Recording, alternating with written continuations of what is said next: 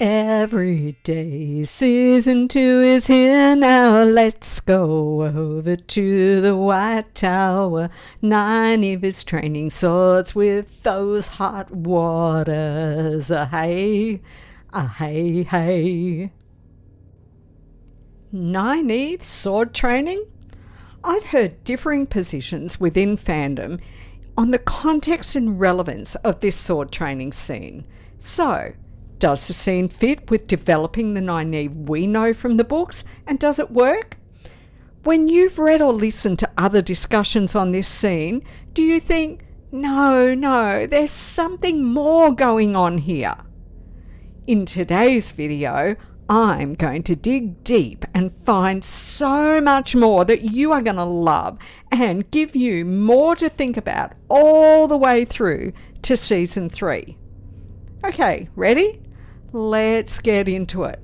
I'm Koala Sedai and I'm just loving breaking down season 2 of The Wheel of Time, scene by scene, and sharing it with you. The scene we're examining today is from episode 1 and I've numbered it as scene 8. However, I'm combining it with scene 10 as the connection will be obvious when we get there. I sometimes combine scenes for continuity, so let's take a good bite of this delicious wop meal and chew through the scene with relish.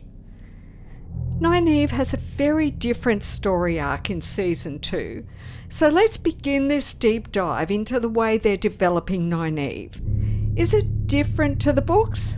Sure is. But let's see if this difference makes sense for where they're taking her as a character. I mean, swords? Swords form a certain type of theme in the books, but this theme is being twisted and flipped in the show. I'm certain the payoffs for all this are going to be huge in later seasons. Mark my words. I feel we get quite a few payoffs already in this season, but I won't jump too far ahead just yet. Swords in fantasy are nothing new. In fact, to a large degree, they're an integral part of most legends. They're commonly wielded by a hero to slay some antagonist, often some mythical beast, and usually in some fantastic way resulting in great glory. Many of these swords are named, many are marked to indicate some extra levels of greatness or have some magical ability. The Wheel of Time books were no different, and Robert Jordan in fact drew heavily on many well-known legends and stories to take the reader into familiar territory. We start with discovering the heron-marked blade in Book 1, and that was so surprising because it was owned by a shepherd in the back of nowhere. We see Lan wielding a similar sword with great ability, and we're not surprised that Lan takes to training Rand in how to use his father's blade so that we see him quickly, maybe too quickly, become a blade master. We know he trains hard and often, but he sure progresses at a fantastical pace. To some degree, his identity is built through and around this sword in the first 2 books, only to have it destroyed in his battle with Baalzamon at the end of the Great Hunt. Rand is even criticised for practicing with and relying on swords when he can wield the one power. Now, in this instance, Davram Bashir then throws a knife at Rand, which he stops with the one power, and this kind of demonstrates the point well. However, part of Rand's argument is on the side of being in a position when you can't channel. But I think partly it's just that, well, we just expect lots of good sword stuff in fantasy. And let's not forget, we also have the legendary Kalendor sword that is not a sword. Ta-da! Oh, I've got some great breakdowns about swords coming up, don't you worry, but I digress. Now, I don't want to jump ahead, but I will just mention at this point that I believe this Nynaeve scene, combined with the Leandrin encounter, is partly for the Nynaeve character development, but also it's for a bigger plot point that is being made both in the book series and by the show. But again, we'll get there when we get there. So let's look at this scene. Now, there's never a mention in the books of Accepted practicing with the warders. There is mention of them finding ways to hang out and watch them at the practice grounds. Even the Aes Sedai managed to hang about and watch when Galad is practicing there. We saw in a previous scene that Accepted were watching some warders training, and Egwene tries to inconspicuously take a peek. I love that Nynaeve doesn't engage in any of that. She just gets right on in and practices with them. Yes, I know. Many are saying this is not in character for her. Well, I don't know, like prior to Winter's Night, Nynaeve was a very hands-on kind of person. I mean, she was wisdom. She wielded a thumping stick in the books, and she boxed ears. She was taught to track and hunt by her father and was damn fine at it. She really lived more in the hands-on physical world than Egwene, who often dreamed of reaching for greater heights. Nynaeve is also deeply in a place of PTSD. I believe there's a combination of things that she went through in season 1 that have left her in a very dark place. So let's just think about this for a little while. Firstly, she left the Two Rivers in order to follow the 4 kids and get them safely home. To her knowledge now, Matt has disappeared, and no one knows anything about him. Rand is dead, and that must be a huge concern in the back of her mind, as she will feel she failed him in particular. Perrin has chosen to leave with the Shynarans and Loyal to find the Horn. She can't follow both him and Egwene. On top of all this, Lan outright refused her offer of a full relationship and has taken off with Moraine. So here she is, at the White Tower, the heart of all that she distrusts the most, because she feels there is only one thing left she can hope to achieve, and that is to keep Egwene safe. She's trying to come to terms with the fact that she can not only channel the One Power, but she is freakishly strong. And this scares the living crap out of her in every possible way.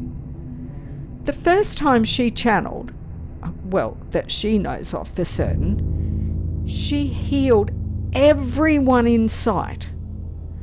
The second time, she held back Ma Chen-Shin, the Black Wind. And the third time, she protected Egwene from burning out and very nearly died in the process. I believe that particular channeling event has freaked her right the fuck out. We hear her saying things such as, "No one should have that much power," when she's reminded of her power in that battle. Now keep that in mind, both as we move through this scene and the next time you do your rewatch of the whole of season 2. Because that statement alone, I believe, is the key. In the books, Nynaeve becomes depressed as her life seems to be slipping out of her control when she's travelling with Elaine and the menagerie. She struggles with herself, her choices, her lack of choices. She's afraid to retreat, but she lacks momentum to move forward all at the same time. This feels to me rather like the Nynaeve we are seeing this season. The circumstances that are happening are totally different, but I feel that the struggles are much the same. Nynaeve in the books typically buries fear and doubt, even desire, under a layer of stubbornness and anger. Oh man, I identify with Nynaeve sometimes, I tell you. It scares me. Now this is simple and yet really complex. She does all she can to avoid openly confronting her fears. Her fears that she can't protect everyone all the time. She is a perfectionist. This means that every time she fails to embrace the one power, she is heaping more self-doubt upon herself and feels less and less in control. Remember how she was when she felt she couldn't make her own choices in the menagerie and she had to wear a red dress and have Birgitta shoot arrows at the apple on her head? Now, one way to deal with PTSD when you don't wish to confront the cause is diversion. One way to deal with depression is to push your body with physical exercise. It raises serotonin levels and this helps you feel better. This sword training is also a way for Nynaeve to feel she is regaining some control again. After all, she's doing pretty well at it. And notice that smile she gets at the beginning when she has a little win in the training. But then she goes back to those facial expressions of just sheer frustration at not being good enough every time they win a move over her. And while she's at the White Tower, she can't practice healing as a wisdom with herbs. I mean, that is just like poo-poo frowned upon so badly. But she feels the need to stay in the tower and to be there with Egwene. So she's really pushing aside everything that she had built herself up to be, even though she's feeling like everything she's doing is not working and is something that she is not good at. So even though she was able to heal everyone after the attack by Loghain's followers, just remember her look of horror at being helpless with a little belt knife in that forest before that healing event happens. Then later at Valdara, she watches three women burn out and die while she's actually linked to them. And then she comes a hair's breadth from burning out herself. So how much fear must she be holding about finding herself in the midst of another battle of some kind, especially since she hasn't even been able to embrace Saidar since then. And it's kind of a vicious circle when you really think about it. So she engages in the diversionary outlet of sword practice with the only two people I think she trusts there, apart from Egwene. Now, if that were the entire thing, I think I fleshed out why. It's perfectly reasonable that we find Nynaeve in the scene, and I think that's pretty good. However, that's just the background. That's just setting the scene as to how she got there. In truth, there's far more than that going on. The relevance of what is said here in just a few sentences leads us perfectly into what unfolds at her accepted testing. And we'll circle back to this when we get to that episode and that scene. We've seen that Ivan and Maxim are quite the team when confronting people who are struggling with their emotions. They cut to the heart quickly and they don't take any shit.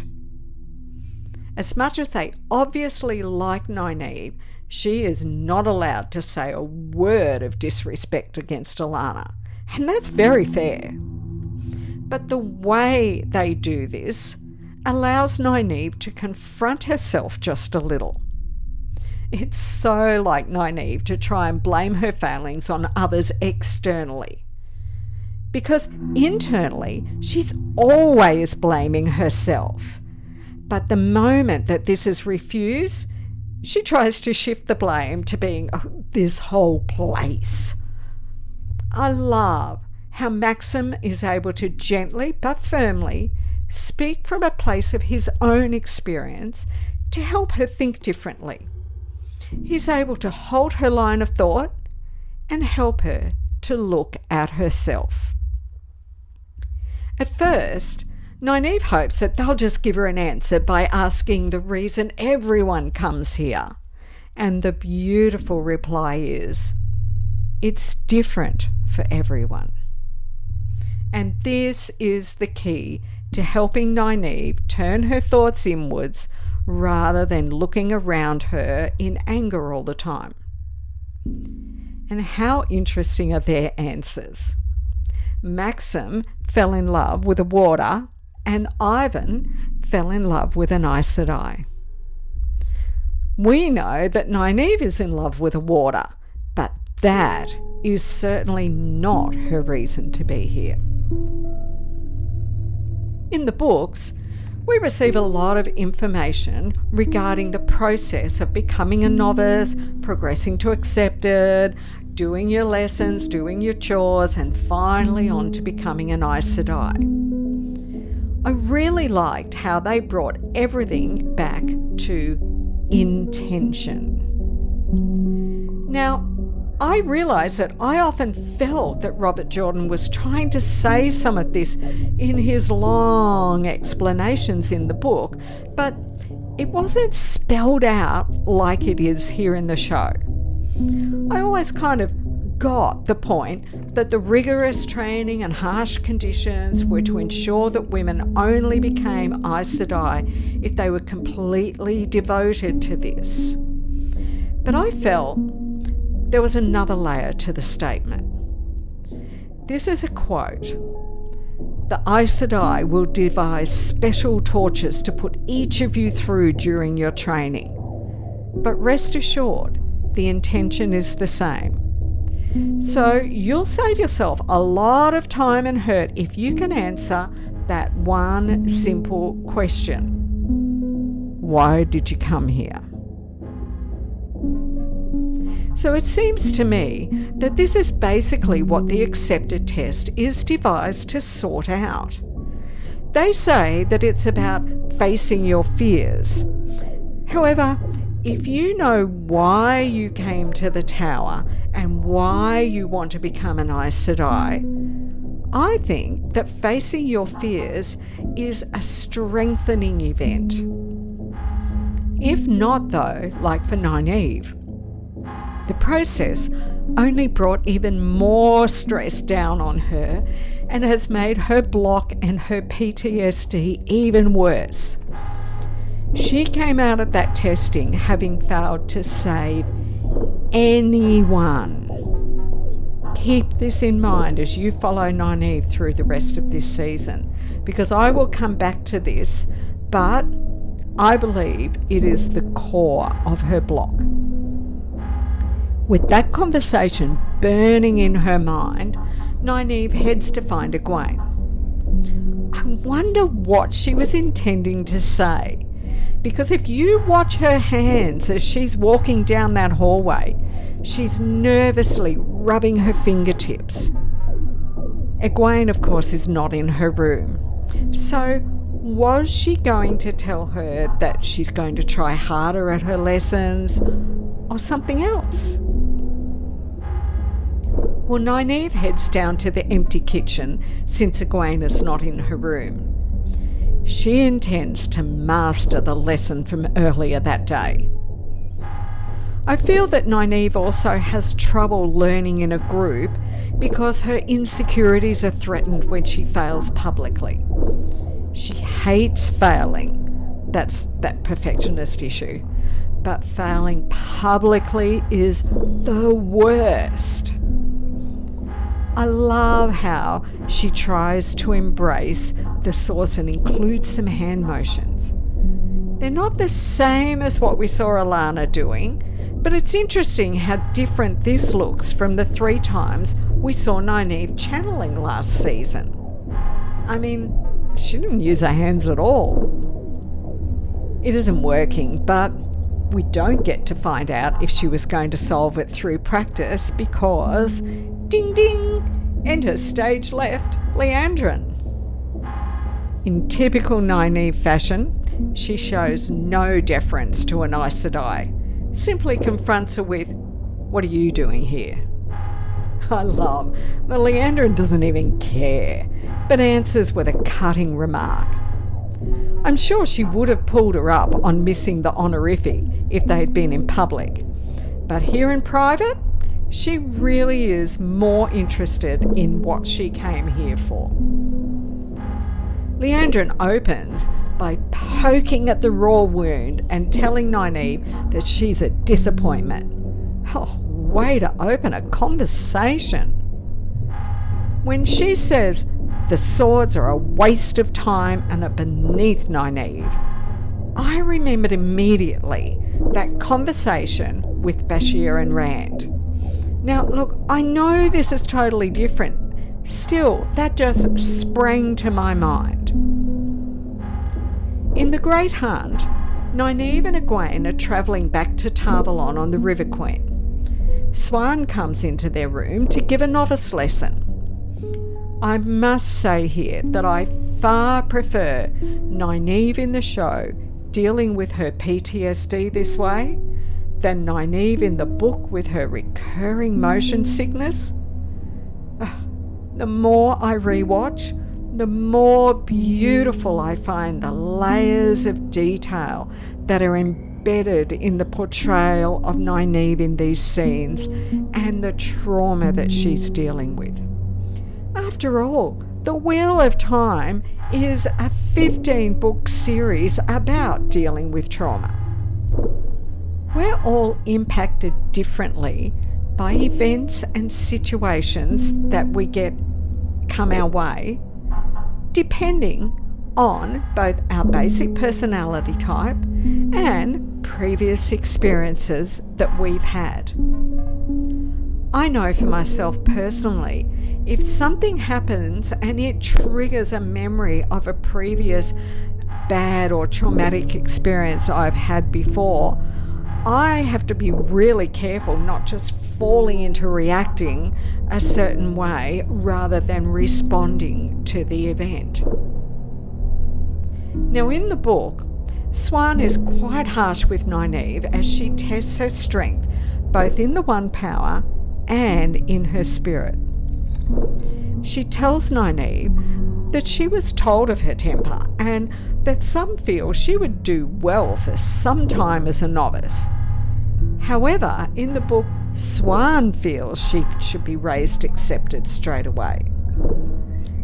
Now, here's a little test for you. Don't go and look it up. Don't stop the tape. Just think for a second. Do you remember the answer Nynaeve gives Swan at that moment? She says, "I'd rather one of the warders taught me how to use a sword."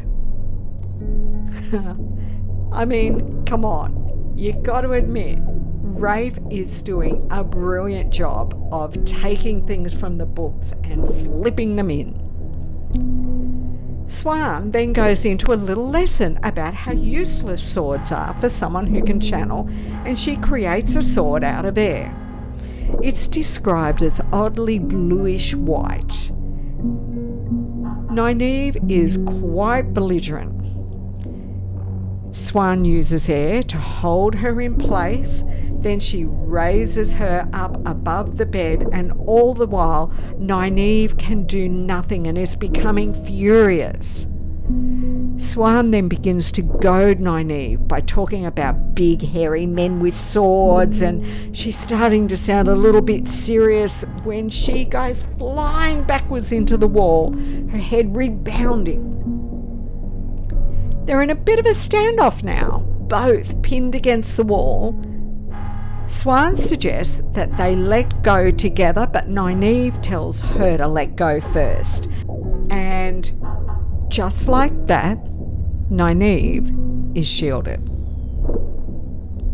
Swan tells her that the stronger she becomes, the more Aes Sedai it will take to shield her.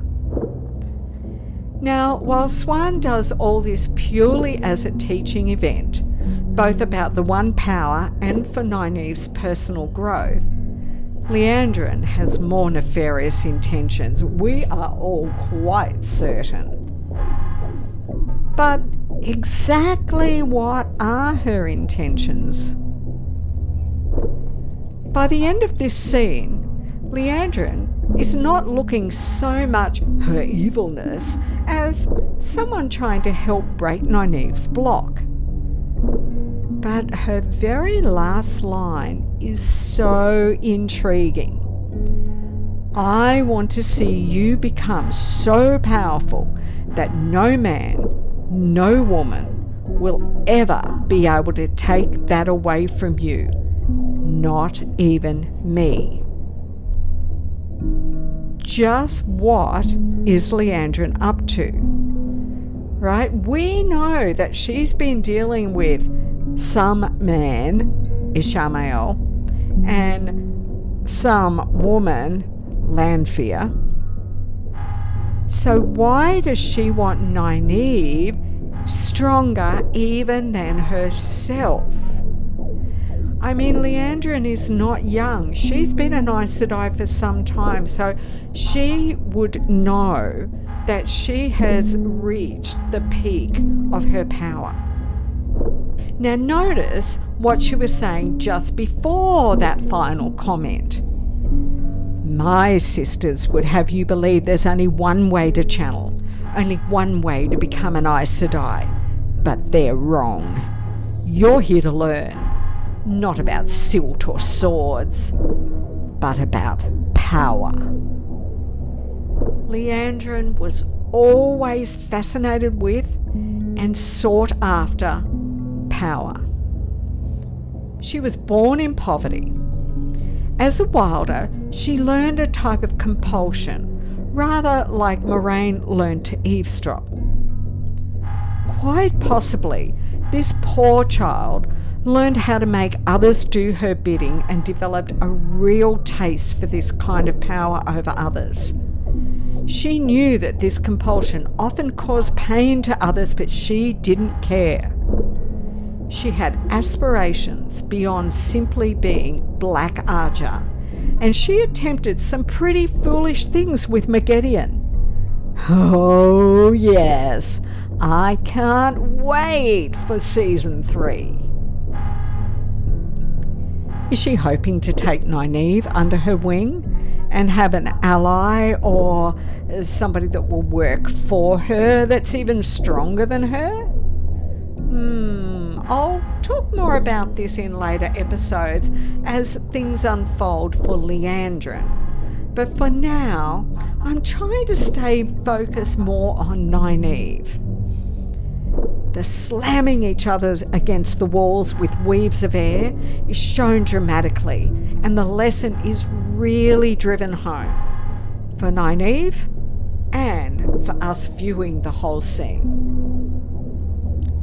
Last season, Nynaeve got to meet Swan, so I think it makes more sense in the overall story plot for this scene to be delivered by Liandrin. It leads us beautifully into her plea for Nynaeve to take her accepted test, and that was part of the conversation with Swan in the book. So all the elements are here, but Liandrin also needs to try to build some trust between herself and Nynaeve to pull off what we're going to see happen in episodes a little bit down the line. Viewers have learned a lot of things about Saidar and about Nynaeve's power and her block and the depth of the PTSD she is battling, and this all happened within a few minutes of incredibly well written and acted scenes. Nynaeve is using the skills she knew from before to deal with her trauma, and while they are neither appropriate nor effective, that's on brand. We learned in season 1 that Nynaeve is a super strong badass. Now we learn that she's human, flawed, and just as impacted by trauma as anyone who went through what she did should be. She goes from the strongest channeler in 1,000 years to someone who feels completely out of place. That's traumatic. Nynaeve goes through much of this in the books, so far as her emotional state, but I think it's going to be condensed into this season, and we might see this break either at the end of season 3 or else maybe during season 4. The fact that we have Maggedian entering and this scene with Liandrin feels like lots of foreshadowing for some awesome scenes. I mean, I can't wait to see Maggedian and Nynaeve face to face, but we know that that can't happen until Nynaeve has really dealt with some of this shit that she's got holding her back at the moment. I know that some people don't like the way she has been projected in season 2, but I think that when she moves past and out of this and up into her full strengths, what we see of Nynaeve in season 2 is just going to make her shine so brightly going into the future. There you go. I did it. I covered the 2 scenes. What did you think? I hope that you enjoyed that breakdown. We went from Nynaeve dealing with her PTSD by doing sword practice with Yvonne and Maxim, and also getting a little bit of really wise therapy and counselling from them. She heads off to the kitchen, tries to master this lesson that she failed earlier in the day with Alana, only to have a pretty amazing confrontation with Liandrin that completely mirrors a confrontation that she had in the book with Siwan. Lots of meanings, layers and levels that we chewed over with that. Did I miss anything? Is there something you notice going on there that either harps back to the books, reflects something, or is a flip on something that happened in the books? I'd love to know anything else you see. So take a moment to make sure you've smashed that like button and give any comments you'd like down below, over on Twitter, however you like, and please do share this video out. I do love hearing your thoughts, so do have a chat to me. I'll be back with more as soon as I can. Thanks for watching, and let's just savor every moment of season 2 until we get the glory that will be season 3 of the best story that has ever been told, The Wheel of Time.